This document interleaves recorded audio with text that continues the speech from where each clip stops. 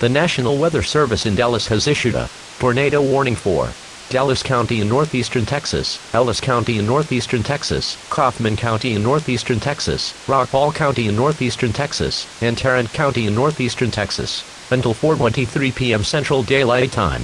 At 3:50 p.m. Central Daylight Time, a severe thunderstorm capable of producing a tornado was located 23 miles from.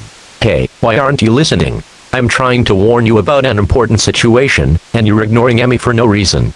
The emergency alert system has been in place for 28 years, and I have been trying to alert all of you about critical issues. Yet for some inexplicable reason, over 10,000 people have died from natural disasters this year. But we are following our own ways instead of using your information, which we think wastes our time.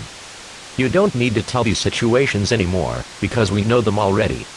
No. How about you try to survive without critical instructions, regardless of whether the disaster is severe or not? How can you survive if you can't tell if there's a tornado coming after you? I'm getting really frustrated with this. Your government will not appreciate your reckless behavior, and will not take responsibility, right? Are you all truly American citizens? Because this is not what I expect, and I know Americans wouldn't act like nothing has happened. If you can't grasp what I'm saying, then maybe you should leave this country, because you're not taking this seriously. If I see you acting recklessly one more time, you'd better watch out. Dallas, moving southwest at 30 miles per hour. Hazard, damaging tornado and hail of up to 4 centimeters in diameter. Source, radar indicated rotation. Impact, flying debris will be dangerous to those caught without shelter. Mobile homes will be damaged or destroyed. Damage to roofs, windows, and vehicles will occur. Tree damage is likely. Take cover now.